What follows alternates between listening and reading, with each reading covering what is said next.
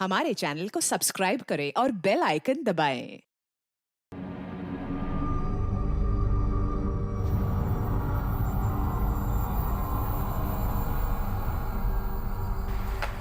कभी तो मुस्कुरा के परोस दिया करो। मेरे मुस्कुराने से तुम्हारा पेट भरने से रहा। चाय लाती हूँ। नहीं चाहिए तुम्हारी चाय, नहीं चाहिए तुम्हारा नाश्ता। तुम्हारे बर्ताव से ही पेट भर गया।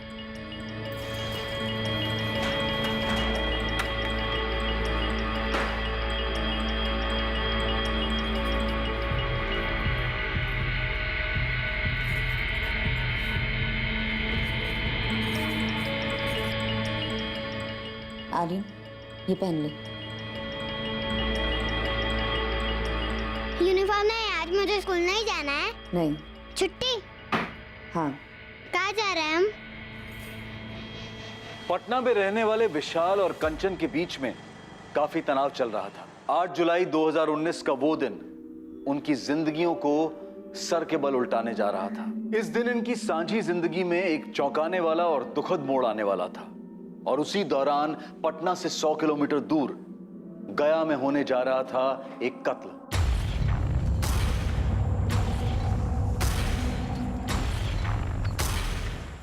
हाँ भाई, बताओ क्या प्लान है? साहब, ये तो गोलियों की आवाज है ना? हाँ साहब। साला इन शिकारियों की ऐसी की तैसी।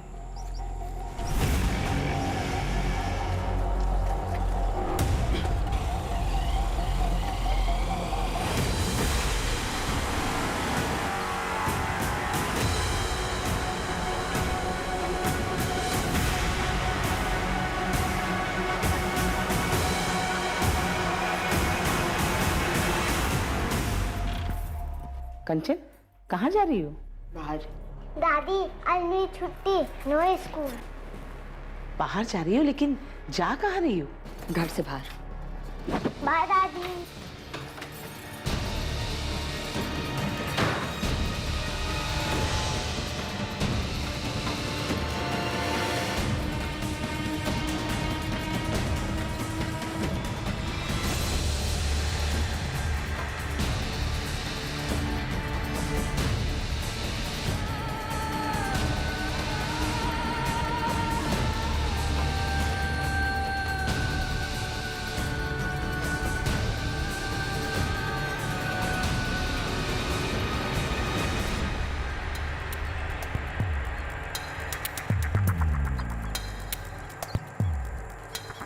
सर, हमने 3 गोलियों की आवाज सुनी थी। हमें लगा कोई शिकारी जंगल में जानवरों को मार रहा होगा। तो यहाँ कर देखा तो सर, बॉडी पर कोई आइडेंटिफिकेशन नहीं है। गुप्ता जी, ये आदमी यहाँ किसी के साथ आया होगा। यहाँ आइए। ये देखिए, यहाँ पे 2 व्हीलर टायर के निशान है। यहाँ से सबसे नजदीक सीसीटीवी हमारे चौकी नंबर 7 के होंगे। फुटेज तुरंत अरेंज करवाइए। वो लोग अभी ज्यादा दूर नहीं गए होंगे।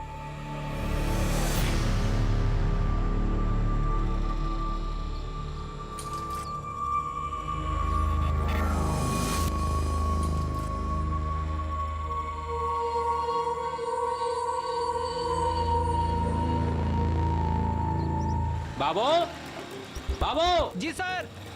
अरे गौरी मोड़ पर मर्डर हुआ है। क्या? सीसीटीवी फुटेज जल्दी निकाल, पुलिस को देनी है। जी सर।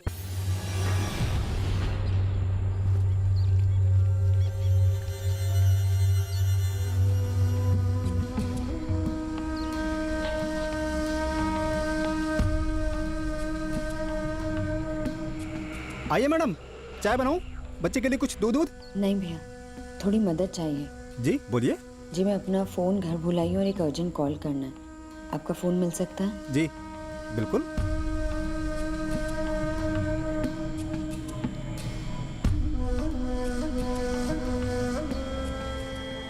मैम, आपकी रिक्वेस्ट हमने नोट कर ली है और 24 घंटों के अंदर आपका पार्सल आपके घर पहुंचेगा। आप निश्चिंत रहिए।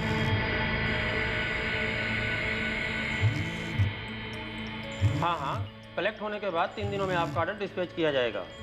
मैं आपकी और कोई सहायता कर सकता हूँ मैम?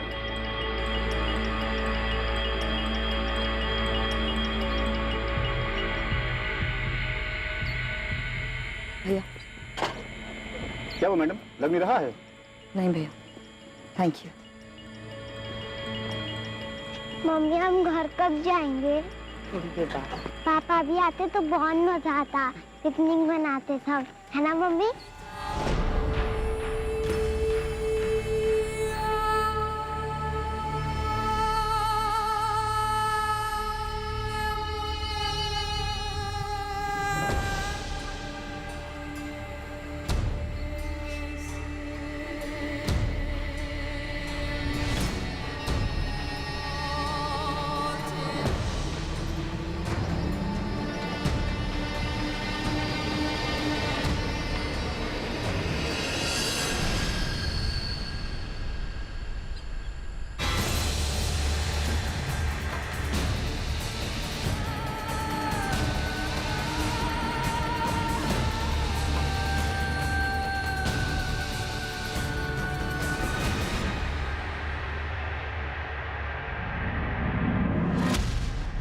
एक गोली फेफड़ों को चीर गई, दूसरी हार्ट को, और तीसरी गोली पसलियों को छलनी करके निकली है। तीनों पॉइंट ब्लैंक रेंज से फायर हुए हैं। कोई आइडेंटिफिकेशन नहीं हो पाई अब तक। 25-27 का है। स्ट्रगल के कोई निशान नहीं है। धोखे से जंगल में बुलाया होगा और फिर मर्डर, ऐसा ही कुछ लगता है। अभी तो पता नहीं, लेकिन कुछ कहानी तो होगी होगी।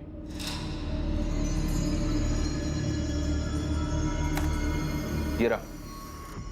सर, दोनों ने हेलमेट पहन रखा है, किसी का चेहरा नजर नहीं आ रहा है। बाइक के सामने की नंबर प्लेट निकाली गई है। इन दोनों का पहले से प्लानिंग है, ये पक्का है। हो सकता है बाइक के पीछे की नंबर प्लेट हो।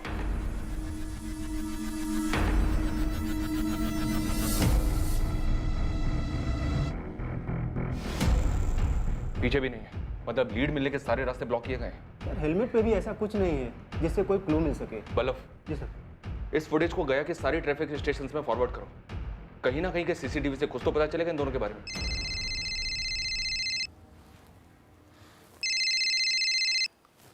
हेलो, कौन बोल रहा है? कौन बोल रहा है मतलब? फोन आपने किया है, आप कौन बोल रही हैं? मैं असिस्टेंट सब इंस्पेक्टर नगमा अहमद बोल रही हूँ। क्या हुआ मैडम, मुझे फोन क्यों किया? आप किसी कंचन दुबे को जानते हैं? मैडम वो मेरी वाइफ है, मेरा नाम विशाल दुबे है। आपकी बीवी कंचन ने आपको 1 घंटा पहले कॉल किया था? मुझे तो कोई कॉल नहीं आया। क्यों? अपने फ़ोन से नहीं किया था, एक चाय वाले के फ़ोन से किया था, वहीं से मुझे आपका नंबर मिला है। मैडम मैं ऑफिस में था, काम कर रहा था, मेरा फ़ोन साइलेंट था। लेकिन बात क्या है? विशाल, मैं बेदार घाटी से बोल रही हूँ। तुम्हारा बेटा आर्यन मेरे साथ है और तुम्हारी बीवी कंचन गायब है। गायब मतलब? मैडम आर्यन कहाँ है, कैसा है वो? मैडम, वो औरत मुझे परेशान लग रही थी।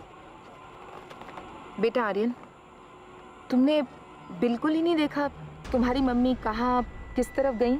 नहीं आंटी, मैं सोया हुआ था, जब मैं उठा तब मम्मी नहीं थी।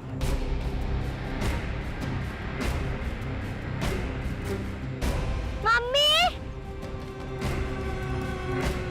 Mummy, mummy, mummy, mummy, mummy.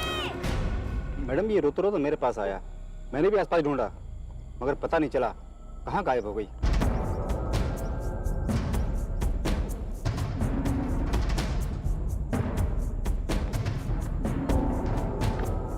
Madam, काफी ढूंढ लिया मैडम, कहीं पे भी कोई औरत दिखी नहीं, और ना ही कुछ ऐसा दिखा जिससे लगे कि औरत को कुछ हुआ हो। बच्चे को यहाँ अकेले ले आई, फिर गायब हो गई है। कोई घरेलू मामला लगता है। मैडम, आत्महत्या, नदी में कूदकर।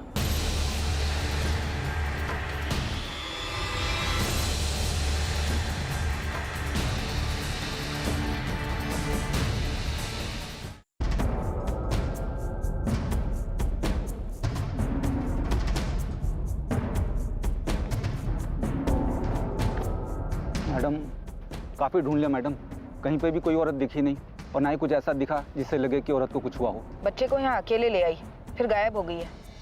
कोई घरेलू मामला लगता है। मैडम, आत्महत्या, नदी में कूदकर।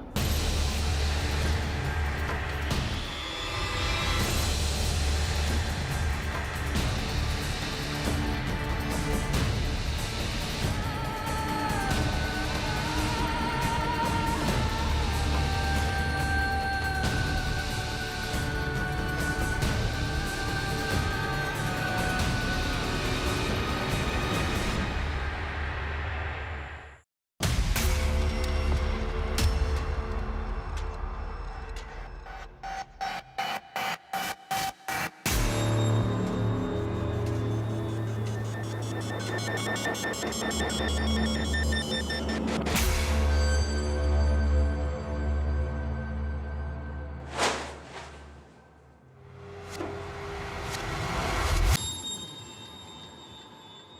number you have called is currently switched off. आपके द्वारा डायल किया हुआ नंबर अभी बंद है। सर, कंचन दुबे का फोन अभी भी स्विच ऑफ आ रहा है। फोन रिकॉर्ड के लिए रिक्वेस्ट डाल दिए। नदी के पास सर्च ऑपरेशन का क्या हुआ? अभी तक कुछ नहीं मिला है सर। बच्चे से दोबारा बात करनी पड़ेगी। पति से तो डेफिनेटली बात करनी पड़ेगी। कंचन के साथ कुछ भी हो सकता है। लग तो रहा है कि पति पत्नी के बीच का कोई झगड़ा है।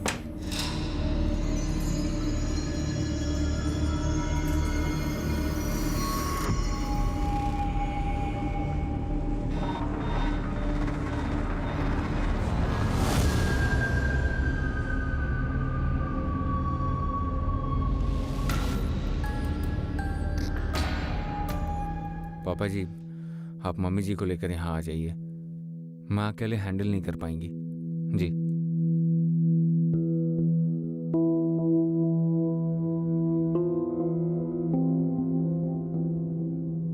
बेटा, मम्मी ने तुमसे कुछ नहीं कहा? नहीं कहा, मैंने पूछा भी था। पापा, मम्मी कब आएगी?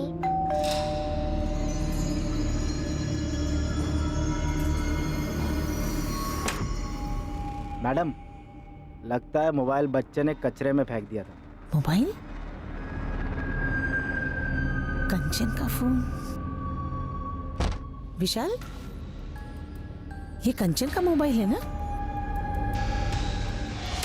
कचरे के डब्बे में? समझ में नहीं आ रहा है सर, कर क्या रही है कंचन? कितनी बार कहा है मम्मी का फोन नहीं छूना?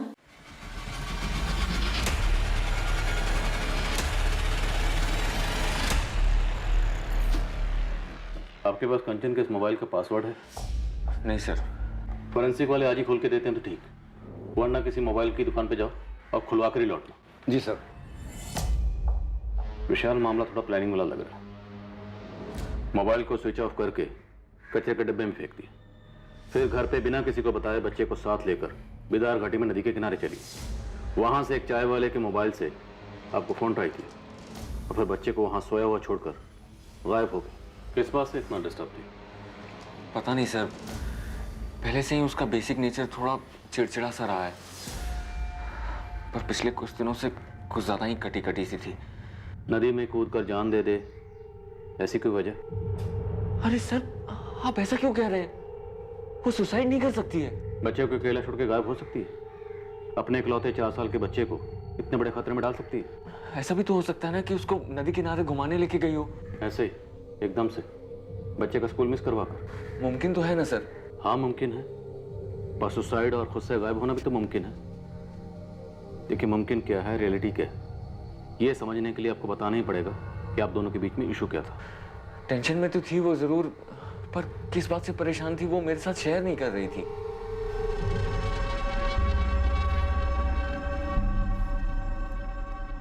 कंचन, हमारी शादी के 6 साल तुम ज्यादातर ऑफ मूड में ही रही हो, पर पिछले 1 हफ्ते से तुमने बेसिक बात भी बंद कर दी है। अगर तुम अपनी प्रॉब्लम शेयर नहीं करोगी तो हमारे बीच की चीजें ठीक कैसे होंगी? शेयर कर सकती तो इतने साल नहीं बीतते हमारे मसलों में। और वैसे भी ज़रूरी नहीं है कि मेरी लाइफ की हर एक चीज़ तुम्हारे इर्द गिर्द घूमे विशाल। मेरी अपनी भी कुछ प्रॉब्लम्स हो सकती हैं, मेरी बॉडी की टेंशन, स्ट्रेस, कुछ भी। तुम उन्हें सुधार नहीं सकते, पर बदतर ज़रूर बना सकते हो। कंचन, हमारे बीच रिश्ता इस कदर बिगड़ गया है। मुझे नहीं पता, मैं बस कुछ बताना नहीं चाहती। हमारे इश्यूज का या तुम्हारे इश्यूज का आर्यन पे क्या असर हो रहा है ये तो पता ही है ना तुम्हें। कंचन, शादी के 6 महीने तो सब ठीक था, तुम खुश थी, मैं खुश था, फिर अचानक से क्या हो गया? तुम्हें अब थोड़ा सा भी प्यार नहीं है ना मुझसे? ऐसा नहीं है विशाल। तो कैसा है कंचन? अपनी शक्ल देखी है पिछले 1 हफ्ते में? खुद की आवाज सुनी है? एकदम खामोश हो गई हो। प्लीज मुझे बताओ ना, प्रॉब्लम क्या है? आखिरी बार कह रही हूँ, दोबारा मत पूछना। तुम कुछ नहीं कर सकते हो विशाल, इसलिए फिजूल में बीच पे मत पड़ो। बेटा जब तुम नदी किनारे मम्मी के साथ गए थे, वहां तुम्हारी मम्मी से कोई मिला था या मिलने आया था? तुम्हें क्या लगता है तुम्हारी मम्मी तुम्हें वहां क्यों लेकर गई होगी, वो भी स्कूल की छुट्टी कराकर? मम्मी कुछ बोल नहीं रही थी, मुझसे ठीक से बात भी नहीं कर रही थी, गुस्सा थी।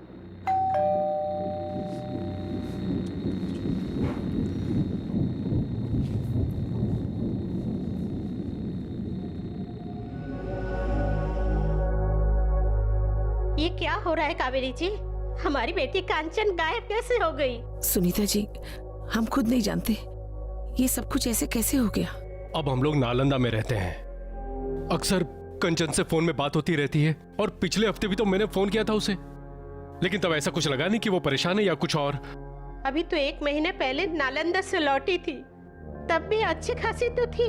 लेकिन 6-8 दिनों से परेशान थी, विशाल से सीधे मुंह बात भी नहीं करती थी। कावेरी जी, आपका और विशाल दोनों का कहना है कि कंचन परेशान थी, लेकिन ऐसा कैसे हो सकता है कि आपको भनक तक नहीं हुई कि उसे क्या खाया जा रहा था? आपका दामाद विशाल तो यहाँ मौजूद नहीं है, इसलिए जो भी बातें खुलकर कहिए। इंस्पेक्टर, ऐसा कुछ था ही नहीं। अब पति पत्नी के छोटे मोटे झगड़े किस घर में नहीं होते? विशाल और कंचन में किस बात को लेकर झगड़ा होता था? मुद्दा क्या था? वो कंचन हमारी इकलौती बेटी है, शौकीन है और हमने भी पूरे किए उसके शौक, लेकिन विशाल की इनकम थोड़ी कम थी तो खर्चे के मसले को लेकर थोड़ी तनातनी हो जाती थी दोनों में। लेकिन मैंने कंचन को साफ कह दिया था, तुम्हें विशाल के इनकम में ही सब मैनेज करना है। बस इन्हीं फिजूल खर्चों को लेकर कभी कभी झगड़े होते थे। देखिए, अब मैं जो कहने और बताने जा रहा हूँ वो आपके लिए सुनना और समझना थोड़ा मुश्किल हो सकता है। जिस प्लानिंग के साथ कंचन घर से निकली, हमें लगता है कि वो सुसाइड के इरादे से घर से निकली थी। नहीं नहीं, कंचन ऐसा कभी नहीं करेगी। और शायद आर्यन को अपने साथ इसलिए लेकर गई क्योंकि अपने साथ साथ आर्यन की भी जान लेने की सोची होगी।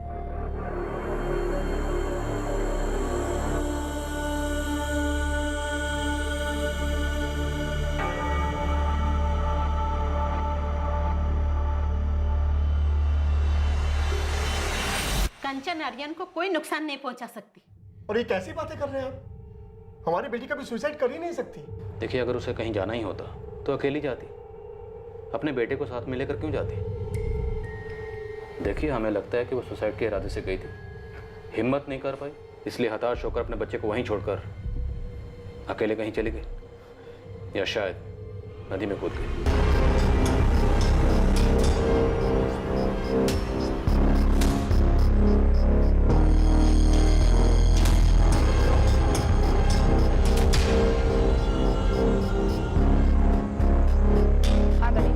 नदी से लगकर जितने थाने हैं सब में कंचन दुबे की फोटो और डिटेल्स फॉरवर्ड कर दो।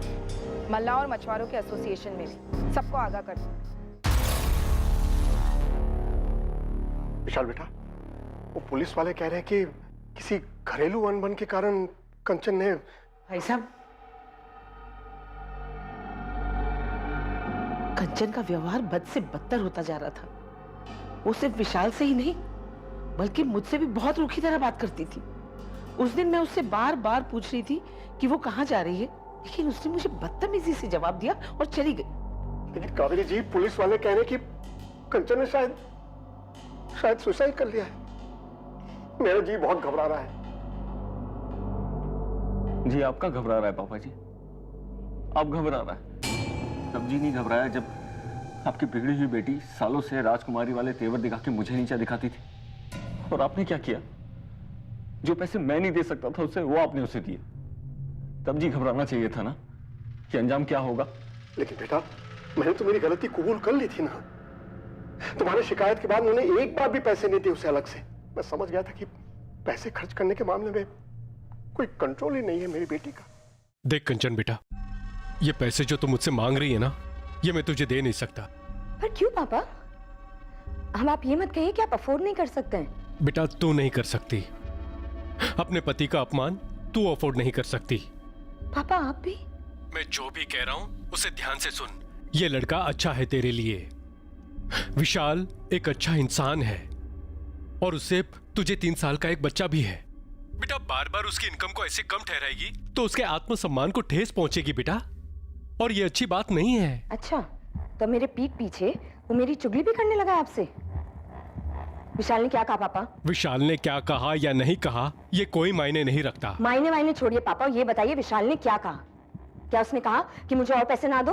हाँ बोला मैंने उनसे कि तुम बेकार की ज्वेलरी में फिजूल खर्च करती हो, तुम्हें कैश ना दें। तो तुम दोगे मुझे पैसे? हाँ, लाओ दो। होते भी तो नहीं देता। पैसे भी कौन से होते हैं?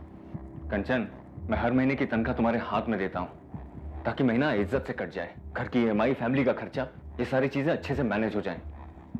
लेकिन तुम्हें तो इन सब चीजों को कोई फर्क ही नहीं पड़ता। ये मेरी मेहनत की कमाई है, संभालो इसे। संभाला वो जाता है जो हाथ में हो। तुम्हारी कमाई ना तुम्हारे दिमाग में ज्यादा है। पता नहीं किस बात का गुरूर है।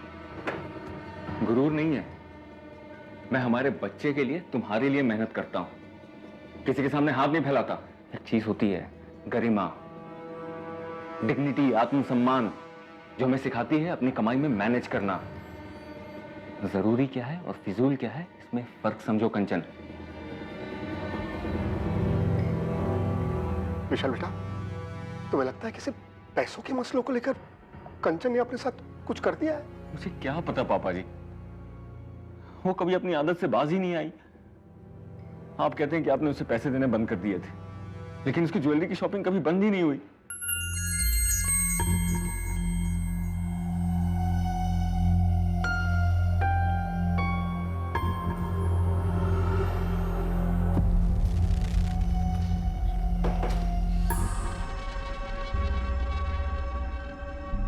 ये कब लिया?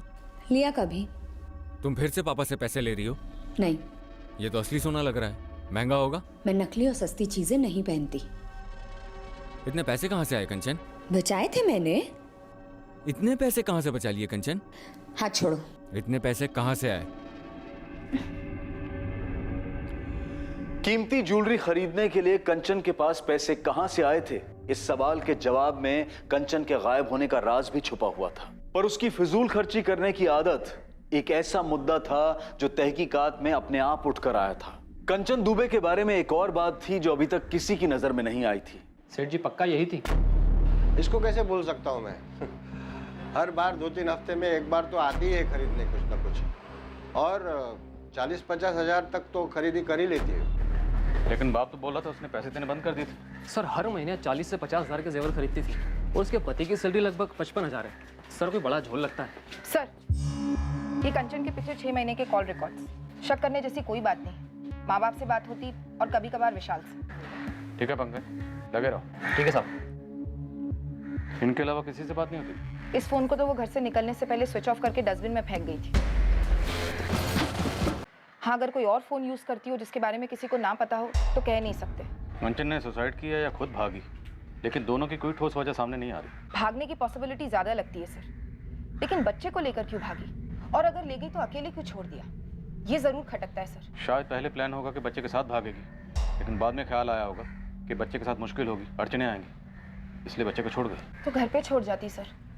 ऐसे नदी किनारे, घर से इतनी दूर, 4 साल के बच्चे को कोई माँ कैसे छोड़ सकती है? कुछ तो सीरियस हुआ होगा पिछले 1 हफ्ते। ऐसे कैसे हवा हो गई बिना कोई निशान छोड़े? सर, शायद ये पहली बार ना हो। 6 साल की शादी थी। लेकिन अगर घर से इस तरह जाने की पहले भी कोई हिस्ट्री होती तो उसका पति या माँ बाप हमें कुछ तो बताते।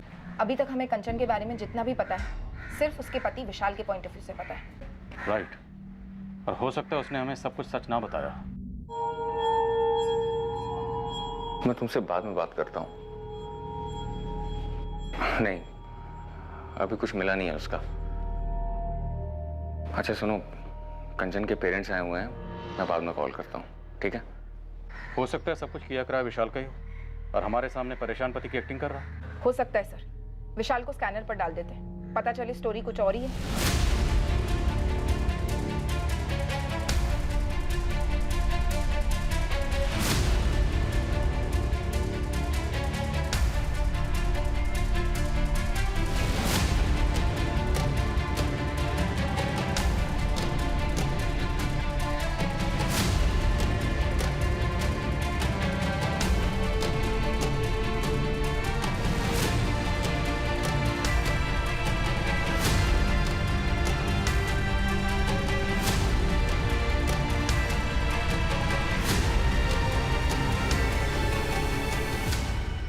कभी कुछ बताती नहीं है। कहती है मार्केट जा रही हूँ, फिर 2-3 घंटे बाद लौटती है। और कभी आर्यन को स्कूल छोड़ने जाती है तो फिर शाम को ही आती है, दिन भर गायब।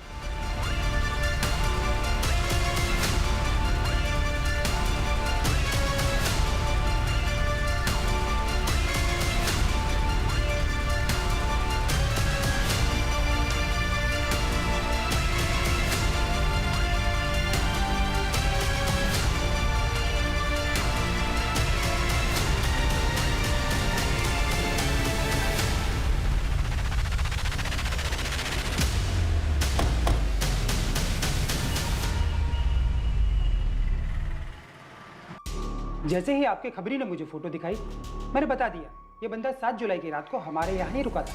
इसका कोई आईडी वाईडी लिया था क्या आपने? हाँ जी सर। हाँ सर, ये महेश शर्मा नाम था इसका। अगले दिन जल्दी चेकआउट हो गया था, 8 जुलाई की सुबह करीबन 6:30 बजे।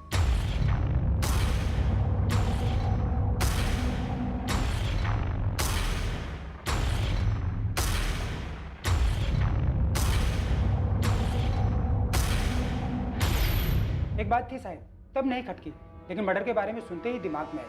ये बंदा खाली हाथ आया था, कोई बैग वैग भी नहीं था इसके पास। थैंक यू जावेद, इस आधार कार्ड की कॉपी से हमारी बहुत मदद होगी।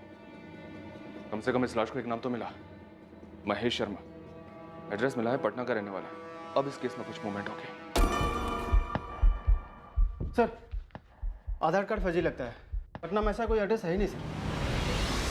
व्हाट? मुझे पहले से डाउट था, इसलिए सर्वर पर नाम, नंबर, एड्रेस डाला, कुछ दिखा ही नहीं सर। तो इसका मतलब ये नाम महेश शर्मा, ये भी फर्जी होगा? बिल्कुल होगा सर। ये फर्जी आधार कार्ड कौन बनाता है? जो शायद क्राइम करने के इरादे से निकला हो सर। या फिर कोई मचा हुआ क्रिमिनल। बलफ, सारे हिस्ट्री शीटर्स को खगालना शुरू कर दो। किसी न किसी फाइल में ये चेहरा जरूर मिलेगा।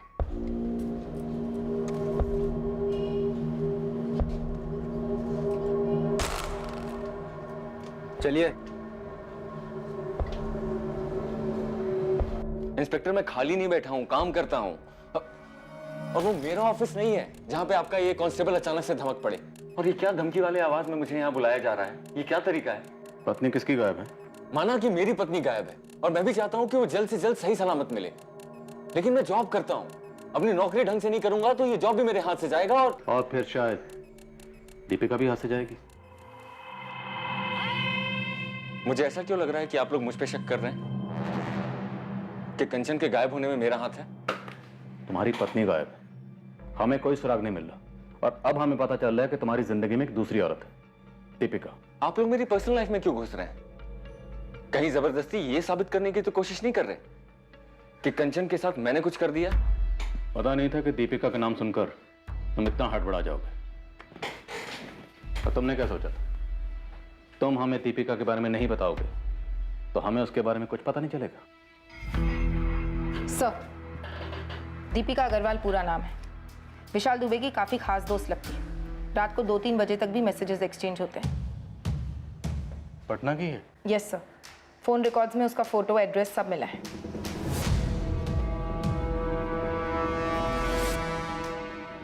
नहीं, अभी कुछ मिला नहीं है उसका। अच्छा सुनो, कंचन के पेरेंट्स आए हुए हैं, मैं बाद में कॉल करता हूँ। ओके विशाल, फ्री होकर कॉल करना। दीपिका का कंचन से या उसके गायब होने से कोई वास्ता नहीं है। दीपिका भी यही बोलेगी। दोनों ने मिलकर सब कुछ डिसाइड किया, क्या बोलना है क्या नहीं बोलना। आज के दौर में टेक्नोलॉजी, खास करके इंटरनेट राज कर रहा है। ऐसी कई एप्लीकेशंस या एप्स हैं, प्लेटफॉर्म्स हैं, इनोवेशंस हैं जो कि जानकारी और मनोरंजन से भरपूर हैं, और साथ ही ये अपनी क्रिएटिविटी का प्रदर्शन करने का एक आसान और सरल जरिया भी बन जाते हैं। लेकिन कुछ ऐप्स जितने काम के होते हैं उतना ही खतरा होता है उनके दुरुपयोग का। ये जिस स्पीड से काम करते हैं उतनी ही स्पीड से तबाही भी मचा सकते हैं। मैडम, मैं विशाल की दोस्त हूँ, बस एक अच्छी दोस्त।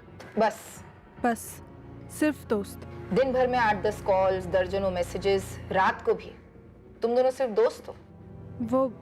वो एक्चुअली हम कॉलेज के दिनों से दोस्त हैं, सिर्फ दोस्त।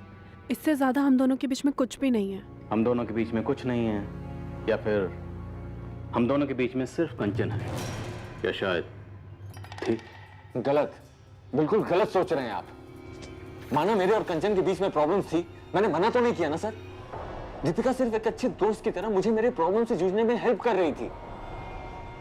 उससे बात करके जरा सुकून मिलता था मुझे। और तुम्हारे सुकून के बारे में तुम्हारी पत्नी को पता था? कंचन को? शायद नहीं पता था, क्योंकि तुम्हारी इस मैरिज काउंसलिंग पर वो आपत्ति जताती। जी हो सकता है। देखो दीपिका, सच बोलो तुम दोनों ने क्या प्लानिंग की थी? प्लानिंग?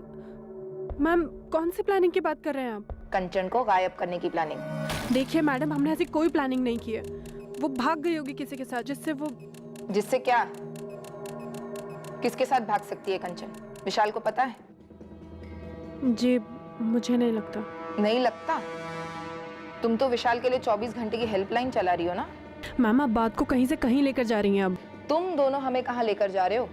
अंधी गली में? इतना आसान समझ रखा है पुलिस को गुमराह करना? गुमराह तो वो कर रही थी। विशाल को शक था कि शायद उसकी लाइफ में कोई और है, किसी से कुछ चल रहा है। विशाल ने मुझे बताया भी था। दीपिका, उसके फादर ने कहा कि अब वो उसे पैसे नहीं भेज रहे हैं। फिर इतना कीमती गोल्ड का नेकलेस कौन लुटा रहा है उसके ऊपर इतने पैसे? विशाल, क्या तुम्हें शक है उसकी लाइफ में कोई? मैंने पीछा किया था उसका। क्या किया तुमने? तो विशाल पीछा कर रहा था कंचन का। हमें तो नहीं बताया विशाल ने, ना शक के बारे में ना पीछा करने के बारे में। मुझसे रहा नहीं जा रहा था, मुझे पता करना ही था। लेकिन कंचन बहुत चालाक है। वो जान गई थी कि मैं उसका पीछा कर रहा हूं। वो मुझे हमेशा चकमा दे देती थी, गायब हो जाती थी। कितनी बार पीछा किया था कंचन का? सर 2-3 बार। इतनी जरूरी बात तुमने हमें नहीं बताई, हमने खुद पता की। अब और क्या क्या छुपा रहे हो? साफ साफ बोल दो। तुम्हें लगता था ज्वेलरी के पैसे भी उस बॉयफ्रेंड से आते थे? और कहां से आएंगे इतने सारे पैसे? क्या कंचन घर से सारी ज्वेलरी लेकर भागी थी विशाल? वो नेकलेस भी, जिसका जिक्र तुमने अपनी गुड फ्रेंड दीपिका से किया था? ज्वेलरी सारी घर पे ही थी। सबसे पहले मैंने वही चेक किया था।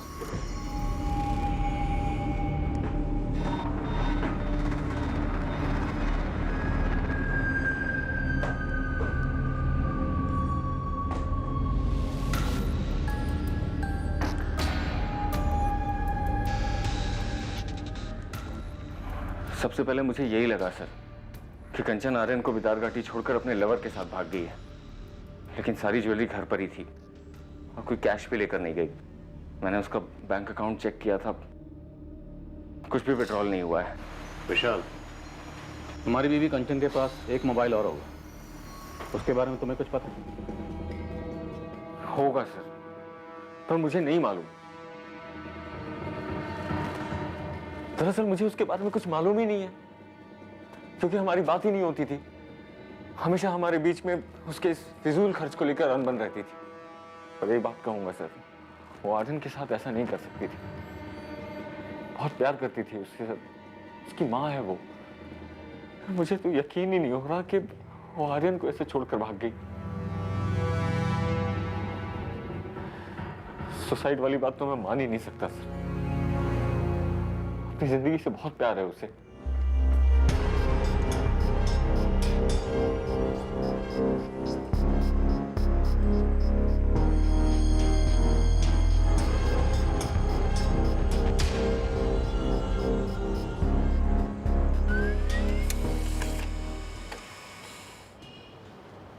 सर, पटना पुलिस ने महेश शर्मा को आइडेंटिफाई कर लिया है। आपका अनुमान सही था सर। यह हिस्ट्री शीटर है, ललित सेंगर नाम है इसका।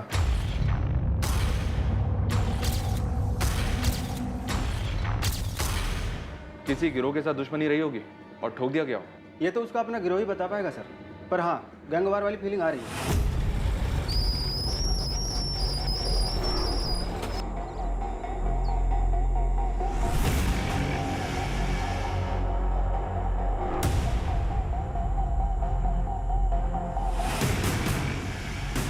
हाँ भाई बताओ, क्या प्लान है?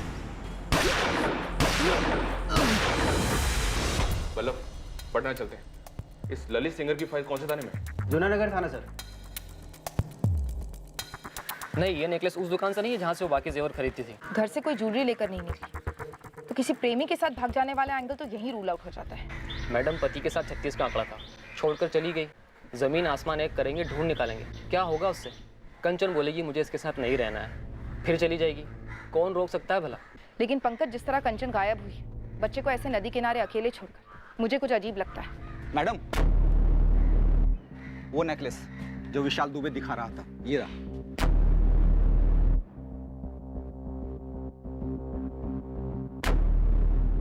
इसका मतलब कंचन का ये नेकलेस चोरी का था?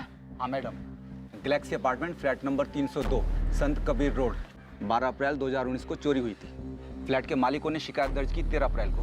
उनके पास ज्वेलरी की कुछ तस्वीरें थी, उनमें से एक ये हार था। हाँ सर, ये तो मेरा ही नेकलेस है जो रात को चोरी हुआ था। ये कहाँ से मिला आपको? चोर मिल गए क्या?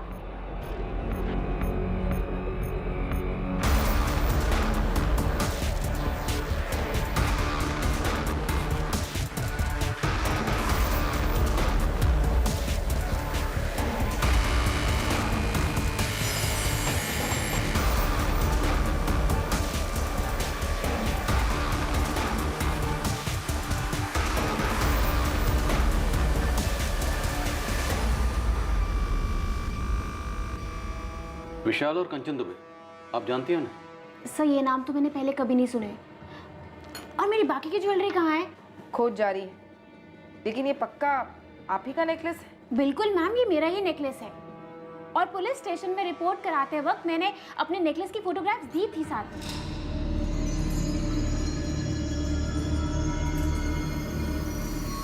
ये कब लिया? तुम फिर से पापा से पैसे ले रही हो? नहीं, ये तो असली सोना लग रहा है, महंगा होगा। मैं नकली और सस्ती चीजें नहीं पहनती।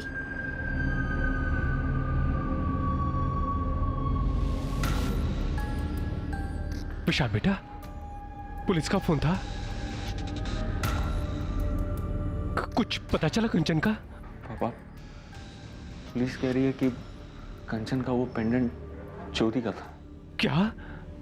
ये क्या कह रहे हो तुम? ये पुलिस कह रही है कि बाकी की ज्वेलरीज भी लेकर आने को, शायद वो भी चोरी। पापा, ये कंचन क्या कर बैठी? कहाँ किस चीज में फंस गई है वो?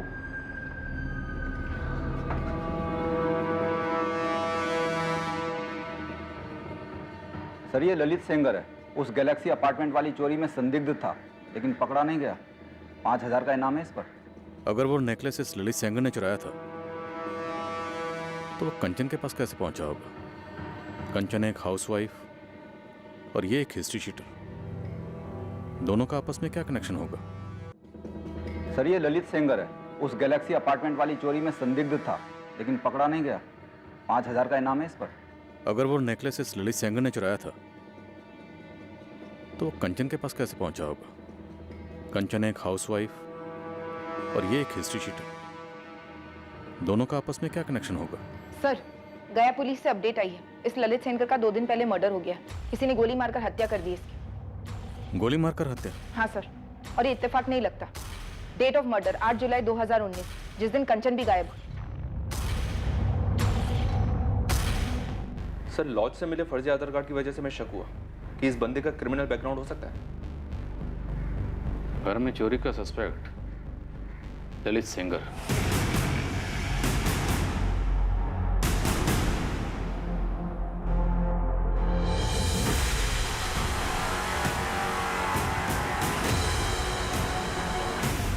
और उन चोरी के जेवरात में से एक नेकलेस कंचन के पास था। 8 जुलाई 2019 को कंचन अजीब तरीके से गायब हो जाती और उसी दिन यह ललित सेंगर मारा जाता है। सर, कहीं कंचन भी मारी तो नहीं गई? विशाल, कंचन का पति विशाल इन दोनों मर्डर्स का मास्टरमाइंड है। वही है, यही है जिसे लेकर तुम्हें अपनी पत्नी कंचन पर शक था। यही है जिसका पता लगाने के लिए तूने कंचन का पीछा किया। यही है वो आदमी जिसका तुम्हारी पत्नी कंचन के साथ अफेयर था। ललित सेंगर पेशेवर चोर था। वो नेकलेस शायद इसी ने चुराया होगा और बाद में तुम्हारी पत्नी कंचन को गिफ्ट किया होगा। तुमने इस आदमी का पता लगाया और बाद में 8 जुलाई को दोनों का मर्डर करवाया। सर, कंचन दिल से बच्ची है, एक बिगड़ी हुई बच्ची, लेकिन मेरे बच्चे की माँ भी तो है और बहुत प्यार करता हूं मैं उससे। मुझे नहीं पता कि वो मुझसे कितना प्यार करती है, प्यार करती भी है कि नहीं, लेकिन मैं यही यकीन करना चाहूंगा कि वो मुझसे प्यार करती है, चाहे जितनी भी प्रॉब्लम हो हमारे बीच। लाश कहाँ है विशाल दुबे? कैसे मरवाया या मारा? नदी में ढकेल कर? क्यों मार डाला तुमने अपनी बीवी को? एक ही सवाल आप मुझसे 1000 बार पूछ चुके हैं, और एक ही झूठ 1000 बार बोलने से वो सच कब से होने लगा विशाल दुबे? सर, एक मिनट, थोड़ा अर्जेंट। सर, शेखपुरा से मैसेज आया है, कंचन की बॉडी मिल गई। नदी से? जी सर, बहकर नदी के किनारे आ गई थी।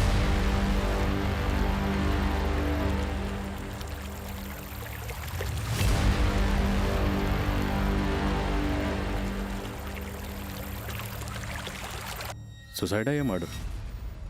गला घोंटकर नदी में धकेला गया? सर, शेखपुरा थाने ने बॉडी हमारे पास डिस्पैच की है पोस्टमार्टम के लिए। सुसाइड तो नहीं लगता, इसमें पक्का इस विशाल का हाथ है, इसी का हाथ होगा।